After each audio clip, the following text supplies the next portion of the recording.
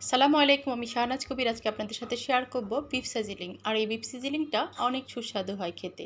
ঘরে থাকা সামান্য কিছু উপকরণ দিয়ে এই কোরবানি ঈদে আমরা এইটা তৈরি করে পরিবার পরিজনদেরকে খাওয়াতে পারি এবং মেহমানদেরকে আপ্যায়ন করতে পারবো। আমি প্রথমে এখানে 500 গ্রাম গরুর গোশত নিয়েছি আর সেটাকে কিমা করে কেটে নেব। আমি একটু ভালো করে ধুয়ে চুলাতে একটা প্যান বসিয়ে তারপরে এগুলো চুলার মধ্যে দিয়ে দিচ্ছি। এখানে একটু লেবুর রস এবং লবণ, একটু হলুদ, মরিচ, ধনিয়া আর আদা রসুনের পেস্ট দিয়ে আমি এটা বসিয়ে দিলাম।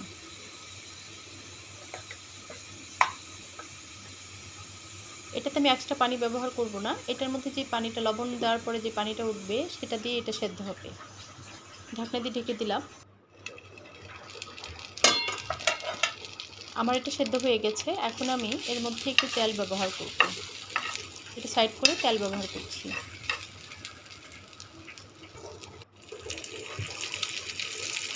এখন আগে থেকে যে সবজিগুলো কেটে রেখেছিলাম, ক্যাপসিকাম, তারপর পেঁয়াজ আর গাজর, সেগুলোকে দিয়ে দিচ্ছি।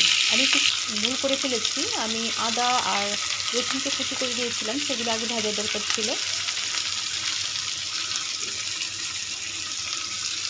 সামান্য পরিমাণে লবণ দিয়ে দিলাম।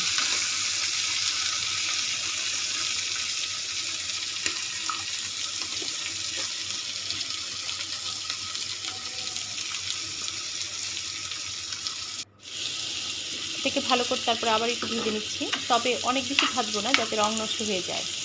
এগুলো একটু অল্প সেদ্ধ হবে।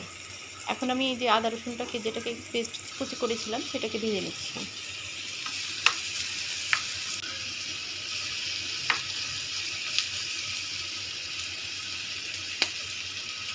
প্রায় ভাজা হয়ে আসছে। এখন আমি এটাকে আরেকটু ভেজে তারপরে সবগুলো উপকরণ একসাথে মিশিয়ে ফেলবো। আমার কাছে লাল ক্যাপসিকাম বা হলুদ ক্যাপসিকাম ছিল না, সেজন্য দিইনি। এর মধ্যে দিতে পারেন।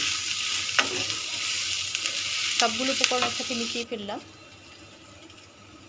এখন আমি একটু কালো গোলমরিচের গুঁড়া দিয়ে দেব আর দিয়ে দিচ্ছি সস, টমেটো সস এবং চিলি সস দিয়ে একটু নাড়া দিয়ে এখন আমি একটু বাটার দিচ্ছি। বাটার দিয়ে যখন ভালোভাবে হয়ে আসবে তখন আমি এটা ছেড়ে দিলাম। এটা দিচ্ছি একটু স্মোকি একটা ফ্লেভার আসবে আর খেতে স্বাদটা বেড়ে যাবে।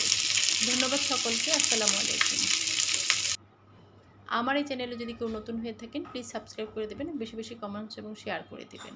আর যদি কেউ ফেসবুক পেজ থেকে দেখেন